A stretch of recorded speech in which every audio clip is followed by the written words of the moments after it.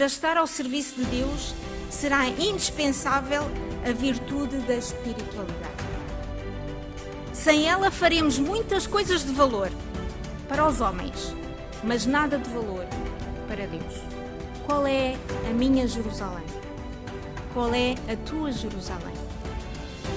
Pode ser a família que se está a desmembrar, pode ser um casamento que está a destruir-se, pode ser uma vida profissional incerta, pode ser a vida financeira que está de rastros, pode ser a nossa vida espiritual que está um caos. Como posso fazer para reconstruir a minha Jerusalém? Bom dia, querida igreja, queridos irmãos. É bom estarmos na casa do Senhor. Vemos algumas clareiras, mas é sinal que a igreja, não estando aqui, estará noutro lugar, sobretudo os nossos jovens que se encontram num acampamento e também alguns que se calhar deslocam para visitar familiares. É bom termos visitas, a nossa igreja continua a receber muitas visitas, que se sintam acolhidos por cada um de nós e àqueles que habitualmente nos seguem pelos meios de comunicação, pelo YouTube, uma saudação também especial, que estando desse lado, sintam vontade de também estar aqui um dia na casa do Senhor, junto de cada um dos irmãos. A mensagem que vos trago hoje é uma mensagem que, acima de tudo, me disse muito a mim e que desbravei um bocadinho porque é um personagem que acho que é inspirador. E, queridos amigos, queridos irmãos, o ser humano é alguém realmente dotado de uma capacidade extraordinária de se reconstruir, de se refazer. E depois das tragédias que temos vivenciado, não só de uma guerra que já dura há um ano, mas não é a única guerra, mas é aquela que está mais próxima de nós, depois das calamidades destes sismos, percebemos que o ser humano vai encontrar forças, sabedoria e até qualidades que às vezes nem estão tão latentes, nem estão tão visíveis na vida. Quando olhamos para este cenário de destruição, pelo menos a minha mente vem muito a questão, não só daqueles que estão e que vão sobreviver a esta calamidade, não só porque ao seu redor está um rastro de destruição, mas também e sobretudo, eu penso, como é que vai ser a reconstrução? Como é que vão ser estas cidades no meio de tudo isto que está completamente destruído? E estas qualidades que o ser humano tem e que se vão desenvolver ou se calhar demonstrar é que, deparando-se com tragédia, vai-se encontrar qualidades e forças que são sobre-humanas. Somos, de facto, seres privilegiados. Ao mesmo tempo que temos a ganância de alguns, que corrompe tudo e todos que estão à volta, outros se mostram extremamente fortes, ainda por o dom de recuperar feridas, por poderem agarrar com força, de uma forma incompreensível, uma força muitas vezes física, mental e até espiritual, de sobreviver e de se recuperar. De forma geral, temos na nossa sociedade, no nosso mundo, pessoas que nos inspiram. Pessoas que em diferentes áreas, tanto pode ser no desporto, na ciência, na saúde, nos negócios, na liderança de um organismo ou de uma instituição, são pessoas que são inspiradoras. Geralmente, por aquilo que conseguiram desenvolver, por aquilo que desempenharam, por algum feito extraordinário, marcam realmente a sua personalidade e inspiram-nos a nós. No fundo, talvez o mote de todas estas situações, não só das questões de calamidade e a forma como o ser humano realmente se desdobra num misto de compaixão, mas também para todos aqueles que têm uma história de vida que nos marcam profundamente.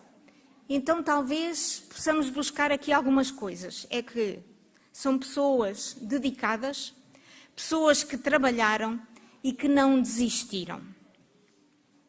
E hoje vou-vos falar de uma personagem que já há pouco pudemos ler, mas é um personagem que realmente me inspira muito e mostra uma força extraordinária. A história deste personagem vai fascinar qualquer pessoa interessada em fazer a obra de Deus. Porquê? Tem dois aspectos essenciais: a espiritualidade e a liderança. São estes dois pilares essenciais no livro da Bíblia que tem o seu nome. E o livro da Bíblia que tem o seu nome é Neemias. Vamos deixar então a nossa Bíblia neste livro de Neemias e vamos focar alguns aspectos que são realmente inspiradores e que nos possam ajudar. O livro de Neemias está no Velho Testamento, logo nos primeiros livros. E este homem vai passar por 3 fases. A primeira fase é que ele é um homem exilado, portanto ele não estava na sua terra natal. Ele vai ter uma profissão que é de copeiro. Depois, a meio do livro, ou do início para o meio, temos este homem como construtor e depois, mais para o fim, como governador. Neemias foi um judeu e vamos abrir então logo no capítulo 1 de Neemias e ler alguns versos. Neemias capítulo 1, vamos ler já o primeiro, o verso 1, para nos situarmos. As palavras de Neemias, filho de Acalias, e sucedeu no mês de Quisleu, no ano 20º, estando eu em Susã, a fortaleza. Veio Anani, um de meus irmãos, ele e alguns de Judá, e perguntei-lhes pelos judeus que escaparam e que restaram do cativeiro e acerca de Jerusalém. E disseram-me: os restantes que restaram do cativeiro lá na província estão em grande miséria, desprezo, e o muro de Jerusalém fendido e as suas portas queimadas a fogo. E sucedeu, verso 4, que ouvindo eu estas palavras, assentei-me e chorei e lamentei por alguns dias e estive jejuando e orando perante o Deus dos céus. Então, na verdade, este homem viveu durante o desterro do povo de Israel para a Babilónia. Conhecemos historicamente este período histórico do povo de Israel, e este homem foi preservado realmente nesta corte de Babilónia e mostra como ele vai ser usado por Deus numa missão extraordinária também. Durante o reinado de Artaxerxes, Neemias ganhou uma certa proeminência ao ocupar uma posição muito importante na corte deste rei persa. Ele vai ser copeiro. Essa era uma posição de extrema confiança, no sentido de que somente ele poderia levar o vinho que era destinado ao rei. No entanto, a irmã Ellen White, nos muitos livros que escreveu, aqui tem um livro que é o livro Profetas e Reis, ela diz algo assim: embora objeto do favor real, conquanto rodeado pela pompa e esplendor, ele não esqueceu o seu Deus e o seu povo. Com o mais profundo interesse no seu coração, se voltava para Jerusalém. Suas esperanças e alegrias estavam vinculadas com a prosperidade desta cidade. Por intermédio deste homem, preparado pela sua residência na corte persa, para a obra que fora chamado, Deus propôs levar bênçãos ao seu povo na terra de seus pais. Então aqui vemos que, já depois avançando um bocadinho mais, porque aqui o capítulo 1 vai falar sobretudo da oração, e já vamos esmiuçar um bocadinho a forma como Neemias vai dirigir a Deus neste momento de angústia, mas também depois o capítulo 2 vai ver a forma como Neemias tinha uma certa afinidade com este rei. eles no fundo até eram próximos. E ele foi determinado, quando soube das notícias sobre a sua cidade, ele foi determinado em atuar. Ou seja, ele se levantou e pensou num projeto de que forma ele poderia ajudar a sua cidade natal. Trabalhou com um objetivo, com uma missão. Então, mover-se é o primeiro passo para podermos alcançar determinados objetivos. Às vezes, nós adultos, nós jovens, estamos mais interessados em ir por pequenos atalhos para conquistar alguns objetivos. Mas não devemos esquecer que o mais importante é dedicar, trabalhar, envolver-se com esforço. Então, este era o foco, esta era a chave para Neemias. Sempre debaixo da orientação de Deus. E, na verdade, podemos encontrar algumas características da sua personalidade, do seu caráter. A realidade de Neemias, a sua situação era relativamente estável. Nós vemos logo no primeiro verso, que ele estava na fortaleza, ele estava no palácio, ele estava debaixo de segurança. Ele trabalhava para este rei, ocupava este cargo de copeiro, ele não era meramente um empregado da cozinha, mas este cargo exigia muita confiança. Ele era responsável por provar o vinho, por provar os alimentos que eram servidos ao rei. Neemias era a garantia de que o rei jamais seria envenenado e que, consequentemente, o império não seria abalado. Por seu lado, ao contrário, a sua terra natal, Jerusalém, estava quê? Completamente destruída. As cidades, antigamente, precisavam de estar quê? Protegidas por muros. E Jerusalém já não tinha os muros. Cidade sem muros estaria muito mais vulnerável. Uma cidade sem muros era uma cidade que poderia estar sujeita a assaltos, podia estar sujeita a conquistas de inimigos. E a capacidade de ter muros era, no fundo, uma proteção para a população, para poder abrigar as caravanas de mercadores e, como consequência, atrair o prestígio político e económico que Jerusalém em tempos teve. Os muros das cidades antigas forneciam proteção e dignidade. Uma cidade sem muros estava, portanto, sujeita a muitos ataques. Qual era a situação da população que estava a viver numa cidade sem estar morada? Estava desprotegida, estavam desprezados, humilhados, viviam até na miséria. Qual era a situação de Neemias? Neemias vivia na proteção, numa grande fortaleza de um palácio e era oficial de um rei persa. No entanto, as notícias sobre a miséria, sobre o desprezo que viviam os compatriotas da sua cidade, causaram um impacto extraordinário em Neemias. E a sua reação revela realmente muitos traços de caráter preponderantes. Ele se entristece profundamente e podíamos pensar que ele poderia, se calhar, racionalizar um bocadinho este cenário e pensar, bem, eu cheguei até aqui como exilado, como prisioneiro, mas consegui uma posição neste palácio estável, eu sou responsável pelo monarca, mas também sou responsável pela minha família.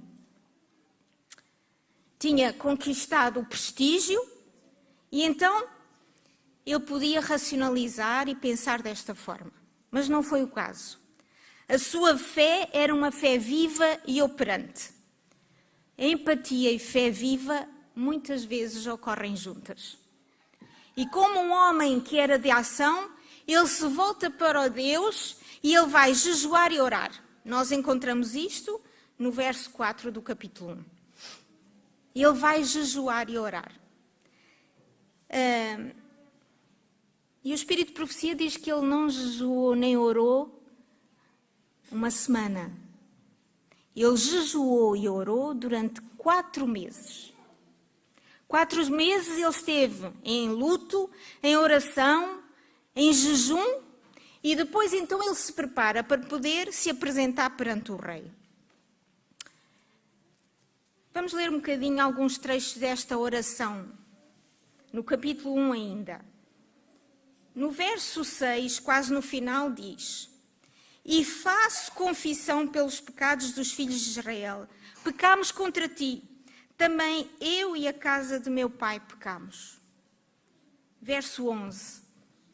Senhor, estejam, pois, atentos os teus ouvidos à oração do teu servo, à oração dos teus servos que desejam temer o teu nome, e faze prosperar hoje o teu servo, e dá-lhe graça perante este homem.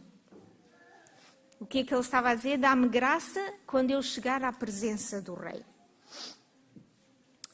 Ele diz: faço confissão dos pecados dos filhos de Israel. Temos pecado, mas diz: eu e a minha casa pecamos.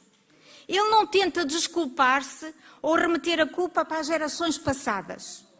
Ele vai dizer: eu também sou pecador.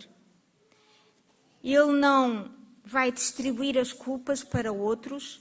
Ele, no fundo, também se vê, reflete nesta forma como o povo estava. Ele reconhece que ofendeu a Deus também. E vai fazer confissão e vai, acima de tudo, pedir a Deus um caminho relacional e restaurador. Ele deseja servir ao Deus vivo num relacionamento real, num relacionamento de amor e numa experiência profunda com Deus. Esta confissão de Neemias, que vemos no verso 6 e também depois no verso 11, revela 2 aspectos. Em primeiro lugar, a humildade, porque ele se identifica com a situação dos seus compatriotas de Jerusalém, ele se identifica e diz que ele também pecou, e a sua posição como um oficial na corte do rei persa é só isso, uma posição. Esta não era a sua identidade. Ele tinha uma posição na corte, mas esta não era a sua identidade. A sua identidade refletia-se no amor que ele tinha aos seus compatriotas de Jerusalém e que estavam sofrendo. E depois o outro aspecto, a coragem. A coragem de se apresentar perante o rei, e nós agora vamos para o capítulo 2 e vamos ver alguns aspectos. No capítulo 2 e logo no verso 2 diz: E o rei me disse: Porque está triste o teu rosto, pois não estás doente? Não é isto senão tristeza de coração. Então temi muito em grande maneira. Neemias não conseguiu disfarçar que se encontrava angustiado e triste. E agora, porque eles tinham a proximidade, o rei com Neemias, o rei vai perceber que ele estava realmente triste. Mas ele conhecia os riscos de estar nesta questão, nesta posição, na sua tristeza. Porque mostrar tristeza na presença de um rei poderia ser visto como um insulto e ele poderia estar em causa a sua própria vida. Era uma atitude arriscada. No entanto, porque ele orou primeiro a Deus, ele vai ter confiança. E no verso 13 ele vai dizer: E disse ao rei: Viva o rei para sempre. Como não estaria triste o meu rosto, estando a cidade, o lugar dos sepulcros dos meus pais, assolada e tendo sido consumidas as suas portas a fogo? Ele abre o seu coração ao rei.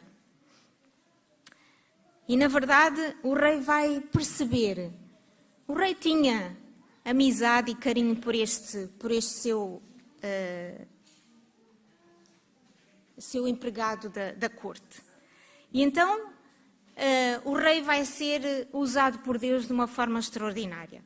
Porque aqui, não vamos ter tempo de ler tudo, mas é uma história que poderão relembrar, penso que é uma história conhecida, mas ele vai dizer que ele quer voltar à sua cidade. ele vai dizer ao rei que ele tem um plano. E se o rei o puder ajudar, melhor. Na verdade, o seu desejo é ter um relacionamento restaurado com Deus, mas ter também uma marca muito vincada sobre aquilo que era a sua cidade no passado. O exemplo bíblico de Neemias mostra que, antes de mais nada, todas as áreas da nossa vida, nós devemos ter uma ação. O conselho é dedicar-se, envolver-se. E foi isso que Neemias fez. Este livro vai registar detalhadamente os factos acerca da reconstrução dos muros de Jerusalém, além de reformas que ele vai implementar entre o povo, e revela muitas personagens que vão estar ao lado de Neemias. No entanto, ele também vai ter oposição. Em qualquer grande empreendimento, irmãos, nunca temos toda a gente a favor. Há sempre alguma oposição. Neemias foi um grande líder cujo exemplo de vida, ao longo dos séculos, vem influenciando e vem realmente mostrando a cada um de nós que é um exemplo a seguir. Ele nos inspira a enfrentar com sabedoria e espiritualidade as batalhas do nosso dia a dia. E este homem teve a capacidade de avaliar o que era o passado, teve a capacidade de viver o presente, mas teve ainda mais a capacidade de sonhar com o futuro. Ele sonhou, ele já via os muros de Jerusalém erguidos. Em todo o tempo, Deus está à procura de pessoas como Neemias, para serem usadas na realização da sua obra. Deus estava a agir ao redor de Neemias. O Senhor tinha algo revolucionário para fazer na vida das pessoas que habitavam Jerusalém. E então Deus vai precisar de quem? De um servo comprometido, mas que o conhecesse intimamente. E isto Neemias tinha. Neemias vai revelar qualidades necessárias para poder reedificar as ruínas desta cidade. Já foquei. Espiritualidade. Neemias era uma pessoa dependente de Deus. A primeira coisa que ele fez foi quê? Foi se arrepender, foi orar, foi jejuar. Um homem de oração que só tomava decisões depois de consultar a Deus. Para estar ao serviço de Deus, será indispensável a virtude da espiritualidade. Sem ela faremos muitas coisas de valor para os homens, mas nada de valor para Deus. Há um missiólogo, Ronaldo Lidório, que tem uma citação que eu achei extraordinária. Diz ele: Jesus conhece o secreto da sua vida.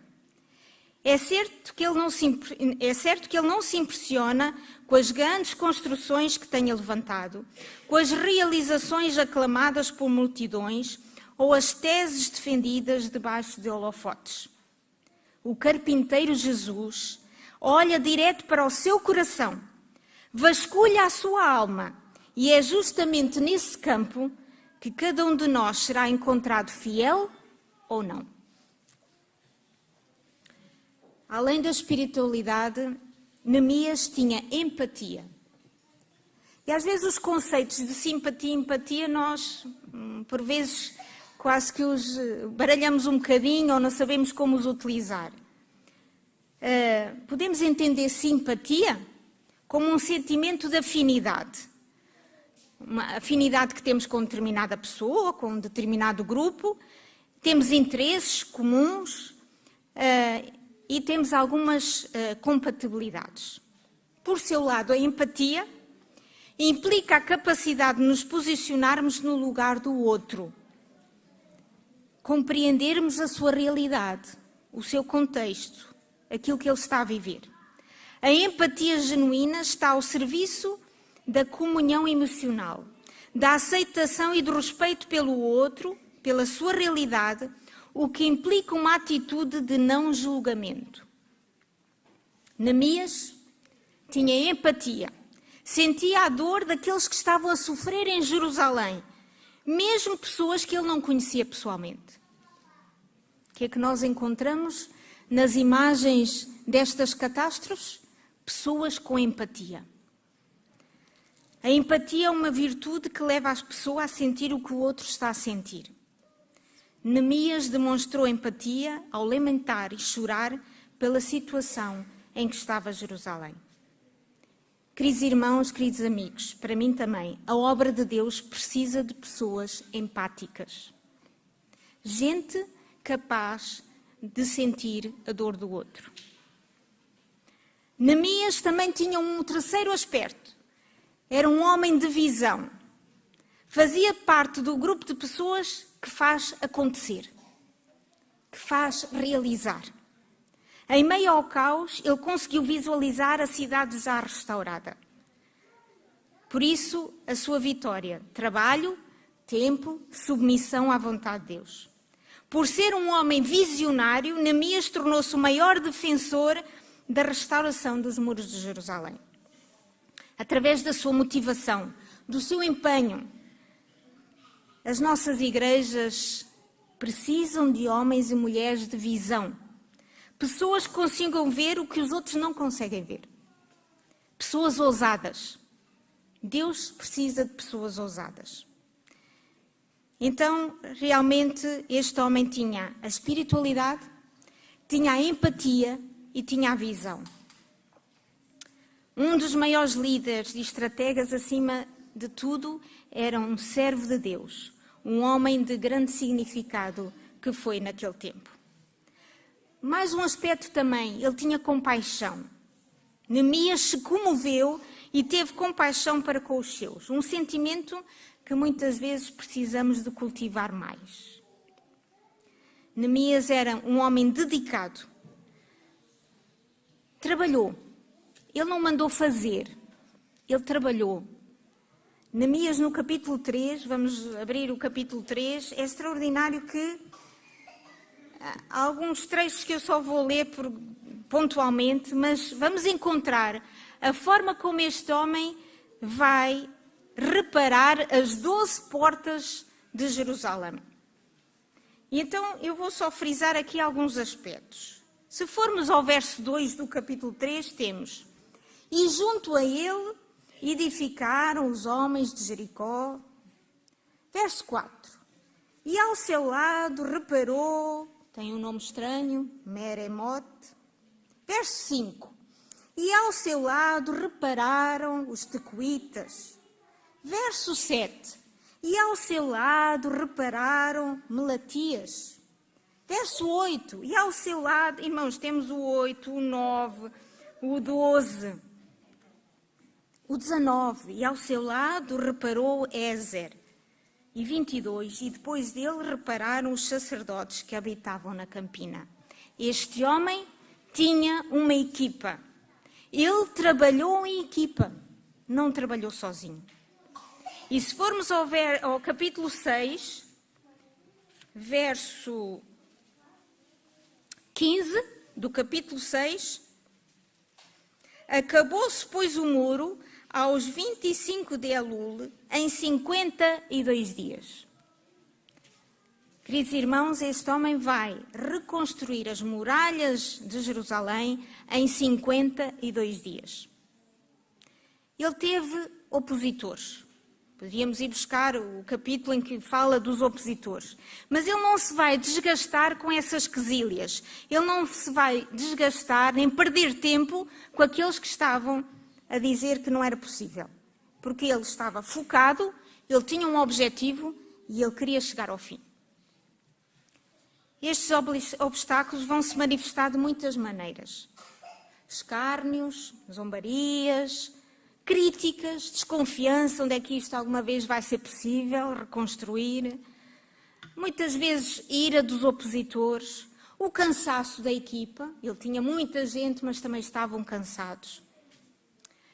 Há uma citação que diz que a união é o princípio, continuar unidos é o progresso e trabalhar unidos é o sucesso. Portanto, este homem tinha a união dos seus como princípio, mas ele queria continuar unido com os seus para progredir. E, acima de tudo, porque trabalharam unidos, eles chegaram ao sucesso. A capacidade de Neemias de contornar os obstáculos, a sua dependência de Deus e a persistência na execução daquilo que ele se propôs. Precisamos desenvolver também na nossa vida, naquilo que temos que reconstruir da nossa vida. Valores espirituais, a espiritualidade, relacionamentos duradouros, comunhão com Deus e, sobretudo, autoestima e bom relacionamento com aqueles que estão à nossa volta. De uma forma muito mais pessoal. Quantas pessoas têm recebido notícias de que a sua Jerusalém está destruída? Qual é a minha Jerusalém? Qual é a tua Jerusalém? Pode ser a família que se está a desmembrar, pode ser um casamento que está a destruir-se, pode ser uma vida profissional incerta, pode ser a vida financeira que está de rastros, pode ser a nossa vida espiritual que está um caos. Qual é a sua Jerusalém, meu querido irmão? A minha Jerusalém pode ser o meu casamento, a minha vida profissional, a minha vida emocional, o meu relacionamento com Deus.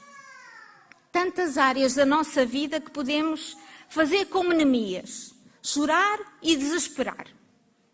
Mas ele não ficou só nesta posição. Clamar a Deus, sem dúvida. Mas a pergunta é, como posso fazer para reconstruir a minha Jerusalém? Choramos, desesperamos, clamamos a Deus, questionamos, Senhor, esta é a minha Jerusalém que está destruída? Como é que era a Jerusalém física do tempo de Neemias? Já não era uma cidade, já nem sequer tinha muros, não valia nada, estava destruída. Não ter muros, não havia portas, e até os moradores estavam com tanto medo e tiveram tanto medo que fugiram. Não havia estrutura, não havia governo. Cidades sem portas, sem muros, eram cidades que não tinham proteção, não tinham estrutura nem governo. E a minha e a tua Jerusalém? Será que um dia a nossa história valia alguma coisa, mas agora não vale nada? A minha, a tua Jerusalém são as nossas necessidades, são os nossos relacionamentos, é a nossa vida. Estas são as nossas Jerusaléns, marcadas por angústia, por sofrimento, por dificuldades. Por vezes até dá vontade de quê? De desistir, de abrir mão. Mas Neemias não vai fazer isso. Neemias clama, busca, chora, pede conselho, vai pedir recursos ao rei. O rei vai mandar madeira, portas, pedras, cimento, todos os recursos, até cartas que o vão acompanhar de forma a ele poder estar escoltado em segurança. Este rei, Artaxerxes, representa Jesus, que vai enviar os recursos, os talentos, a força para nós reedificarmos as nossas Jerusaléns. Deus vai levantar, Deus vai reerguer, Deus vai pegar cada pedra, cada madeira, cada destroço e vai quê? Montar e reerguer. Mas Deus nos chama para fazermos parte dessa obra. Deus nos chama para reconstruirmos. Deus quer restaurar a minha Jerusalém, a sua Jerusalém. Deus vai colocar as portas novas, vai levantar paredes, vai dar os recursos, vai dar a força. Cada um de nós é que tem que pensar qual é a tua, qual é a minha Jerusalém destruída. Deus nos chama então para reedificar, para restaurar e não abandonar as nossas Jerusaléns e deixá-las para trás. Neemias trabalha tijolo por tijolo, porta por porta. Deus vai manifestar o seu poder com Neemias e vai manifestar também, e deseja manifestar o seu poder na vida de cada um de nós. Então é tempo de trabalhar. Não é de ficar só deprimido e angustiado, mas é de colocar, como se costuma dizer, a mão na massa. A nossa resposta deverá ser: Senhor, eu quero Eu creio no teu poder. Eu creio que tu me vais ajudar a reerguer e a reestruturar a minha Jerusalém.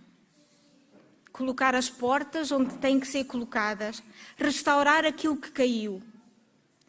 Se Neemias estava numa posição confortável, muitas vezes nós estamos numa posição de conforto. E deixar essa posição de conforto não é fácil. Mas este homem vai deixar a sua posição de segurança e de conforto e vai quê?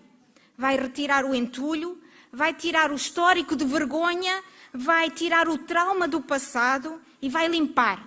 Vai limpar para reconstruir. Na minha vida, na tua vida, querido irmão, Deus quer tirar o entulho, o lixo, toda a marca do passado que nos dá tristeza e angústia, porque Deus é especialista em milagres. Neemias empenha-se nesta limpeza para reedificar uma cidade em honra e glória de Deus. Agora é tempo de levantar. Agora é tempo de reedificar. Tempo de edificação não olha para trás, mas olha para a frente com firmeza e com objetivo. Não há distrações. É tempo de terminar a obra. Muitos vão dizer que não é possível, que é melhor desistir, mas este homem estava determinado. Também nós temos que ser determinados. Precisamos reconstruir os muros espirituais, os muros dos relacionamentos da nossa família, dos nossos relacionamentos na igreja. Se é importante construir uma fortaleza à nossa volta, temos que aprender com Neemias. Ele construiu fortalezas para a honra de Deus. Para construir as fortalezas é preciso perceber onde é que há as brechas, onde é que há as fendas, onde é que estão as fragilidades. Em que ponto estamos nós?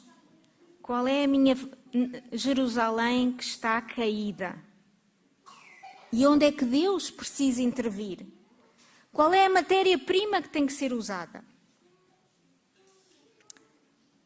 Procuremos cercar-nos de pessoas que nos possam ajudar nessa reconstrução, em todos os estágios da nossa vida. E, queridos irmãos, gostaria de terminar com o seguinte. Deus dá-nos este poder que temos de nos reconstruir, de nos refazer, a cada dia, a cada momento das nossas vidas. Este poder está em cada um de nós e no nosso relacionamento com o Deus dos céus. Não precisamos esperar por uma situação incómoda, por um acidente de percurso, por uma adversidade. Temos o poder de melhorar a cada momento, desde que queiramos que Deus esteja connosco nessa experiência de vida.